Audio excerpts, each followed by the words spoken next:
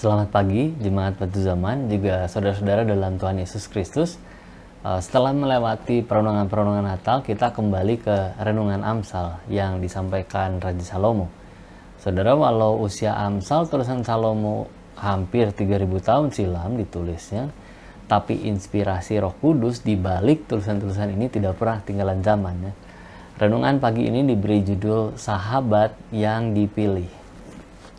Kekayaan menambah banyak sahabat, tetapi orang miskin ditinggalkan sahabatnya. Saudara, ada orang yang menjadi magnet bagi orang lain karena kekayaan duniawinya. Lagi-lagi Salomo memakai kalimat sarkasme. Ini kalimat yang bukan bermakna sebenarnya. Pernyataan ini bukan arahan cara memperlakukan orang lain dengan sikap seperti itu, tapi inilah potret cara hidup yang umum berlaku pada orang di zamannya.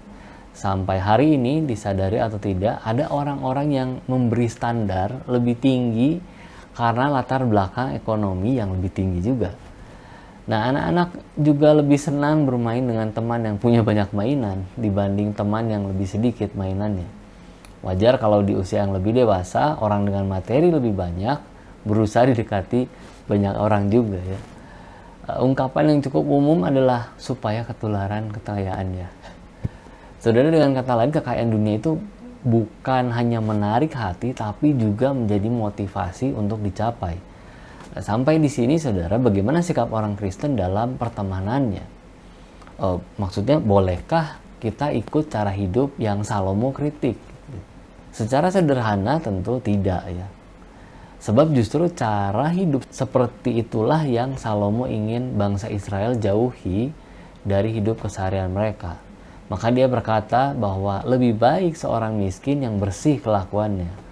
Dengan begitu penghargaan bukan diberikan kepada orang yang dengan kaya harta, tapi kepada orang yang kelakuan atau sikap hidupnya lebih bersih. Bagian hidup bersih ini rupanya menjadi penekanan Salomo. Sehingga kalau ada seseorang yang kaya harta tapi hidupnya tidak bersih, orang Kristen tidak akan tahan menjadi sahabatnya. Lebih baik bersahabat dengan orang miskin yang hidupnya lurus bersama Tuhan. Lalu kalau orang miskin harta tapi hidupnya tidak bersih, orang Kristen juga akan menjauh darinya. Lebih baik bersahabat dengan orang kaya yang rendah hati.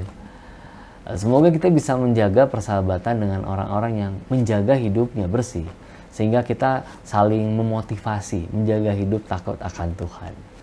Damai sejahtera dari Tuhan Yesus Kristus menyertai.